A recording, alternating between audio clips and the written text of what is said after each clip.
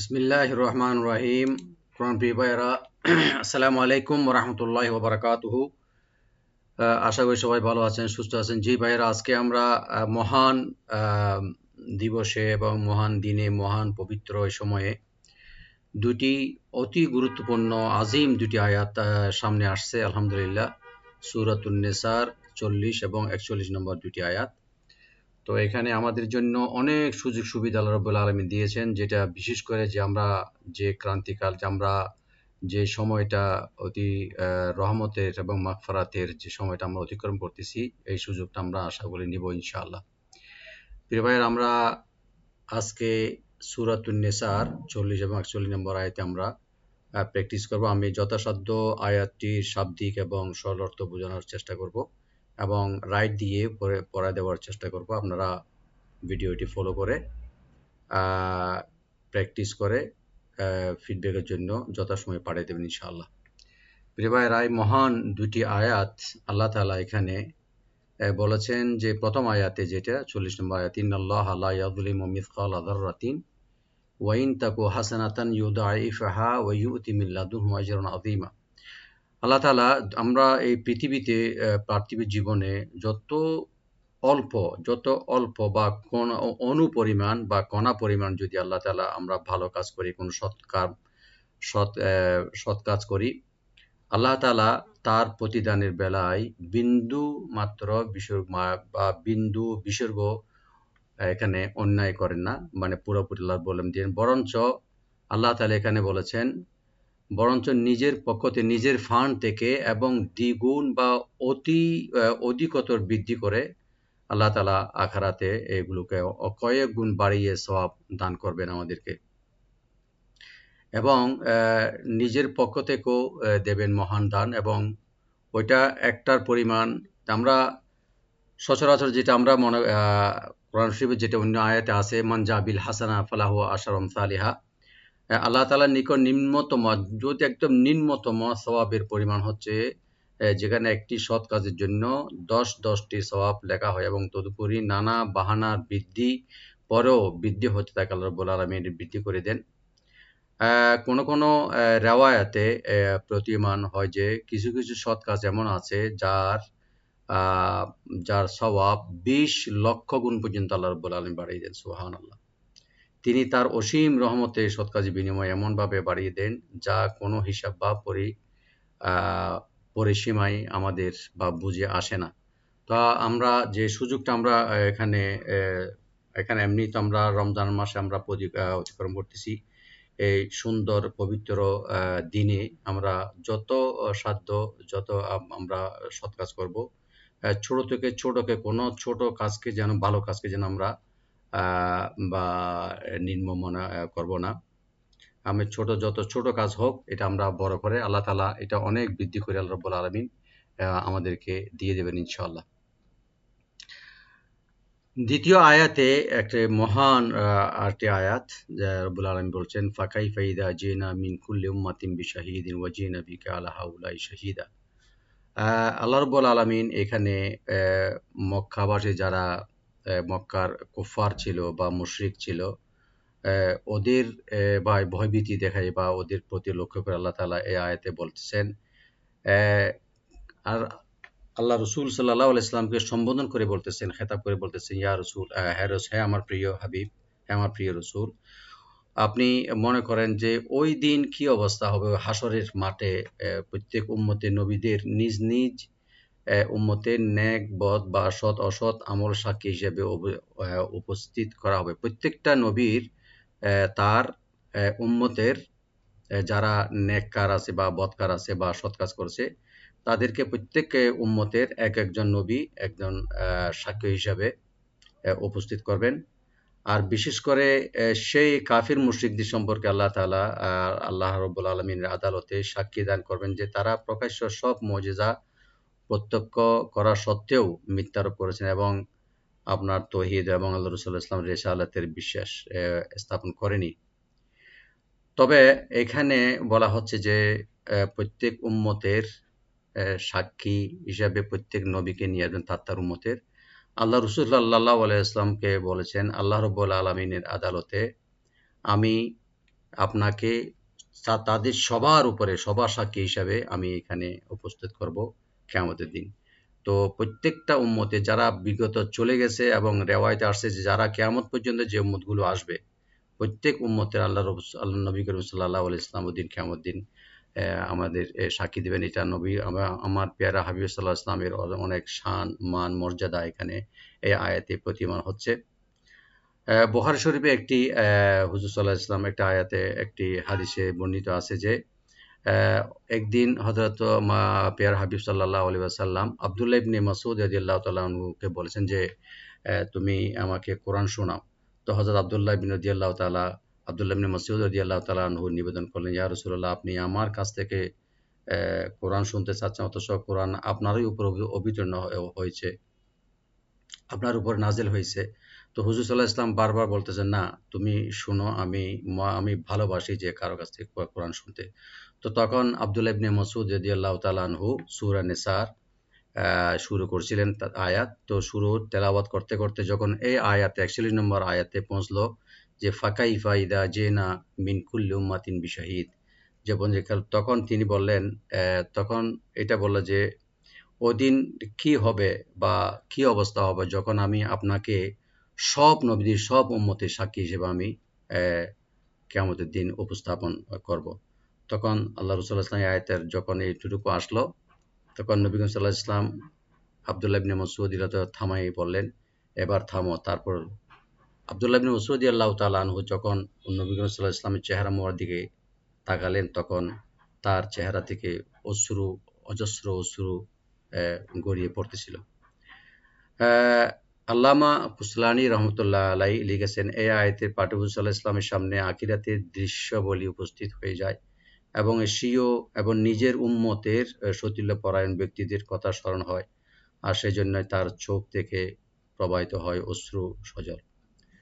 আল্লাহ তাআলা আমাদেরকে এই সময়ে বেশি বেশি আমল করার, ভালো কাজ করার তৌফিক দান করুক, আমিন। আমি এখন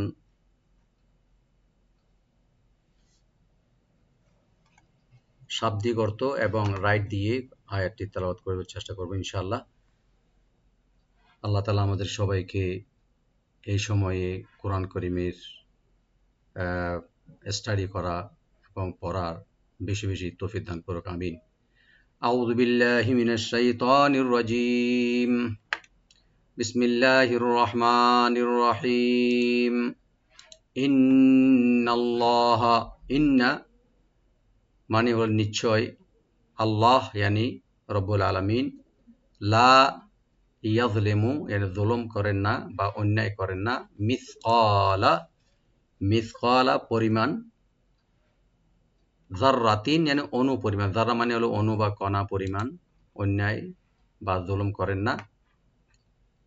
ওয়াইন তাকু যদি হয়, ওয়াইন yani যদি হয়, হাসানাতান ছোট্ট একটি আমল বা নেকি, আল্লাহ রাব্বুল আলামিন ইউদাইফাহা, ইউদাইফা তা দ্বিগুণ করে তার জন্য বাড়িয়ে দেন, এবং ওয়াইউতি ওটা তো দ্বিগুণ করে বাড়াই দিবেন, ওয়াইউতি আরো দেন আল্লাহ রাব্বুল আলামিন নিজের ফান্ড থেকে দেন, মিন লাদুনহু yani তার নিকট থেকে, তার নিজস্ব ফান্ড থেকে, আজরান আযীমা, আজরান আযীম, আজরান মানে হলো পুরস্কার, আযীম মানে বিরাট বা মহান, আযীম একে তো ডাবল করে দিবে, এবং এর উপরে আল্লাহ রাব্বুল আলামিন নিজের তহবিল থেকে বা নিজের ফান্ড থেকে আরো অনেক বড় গুণ করে বাড়াই দিবেন, সুবহানাল্লাহ। ইন্না হামজাকে রাইট দিবেন, নুন মুসাদ্দ এখানে ওয়াজিব গুন্না, একালে পরিমাণ গুন্না করে লফজার সাথে মিলাই পড়বো আমরা। ইন্নাল্লাহ, আল্লাহ লফজাল এখানে আমরা ডিপ করে পড়বো। লা এখানে একালে পরিমাণ টানবো ওপেন করে। ইয়াজলিমু, ইয়াজলিমু ইয়া ওপেন থাকবে, দটাকে রাইট দিবেন, লি বলবো, মিমে কোনো টান নাই। লা ইয়াজলিমু মিসকালা, মিসকালা সাটাকে রাইট দিবেন, সিন যেন না হয়। কফটাকে আমরা ডিপ করে কালিফ টানবো, লামে কোনো টান নাই। মিসকালা যাররাতিউ, যাররাতিউ জালটাকে রাইট দিবেন, জিম যেন না হয়। রাটাকে ডাবল করে ডিপ করে পড়বো। আর থিউ একে তাজে তানবিন আছে, ওয়ার সাথে মিলাই আমরা উইথ এদগাম উইথ গুন্না করব, মিলাই পড়ব। যাররাতিউ, ওয়া ইন তাকু, ওয়া ওপেন রাখবেন, আর নুন সাকিন এখানে ইখফা করব আমরা। তাকু, তা ওপেন থাকবে, কাপে কোনো টান নাই। ওয়া ইন তাকু হাসানাতাই, হাসানাতাই, হা ওপেন থাকবে, সিন ওপেন থাকবে, নুন ওপেন থাকবে। আর তার উপরে যে দুই জবর আছে তানবিন, এখানে ইয়ার সাথে মিলে এদগাম করে গুন্না সহকারে পড়া হবে। হাসানাতাই ইউদাইফহা, দটাকে আমরা ডিপ করে একালে টানবো, আর আইনটাকে রাইট দিয়ে ফা সাকিন ইউদাইফ, হাটাকে রাইট দিয়ে একালে টানবো। ওয়াইউতি, ওয়াইউতি, ওয়া ওপেন রাখবেন, আর ইউতি হামজাকে রাইট দিব, তবে এখানে যেন কলকলা না হয়, ইকো যেন না হয়।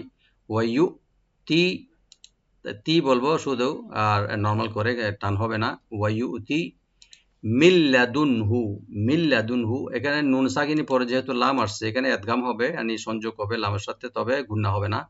উইদাউট গুন্না আমরা সংযোগ করব, এদগাম করব।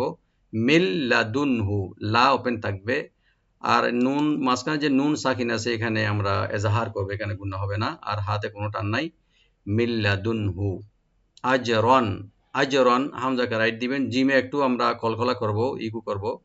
আজে, আজে রন, রটাকে ডিপ করে এখানে আমরা এজাহার করব, তানবিন আছে এখানে, তানবিনের পরে যেহেতু আইন আসছে।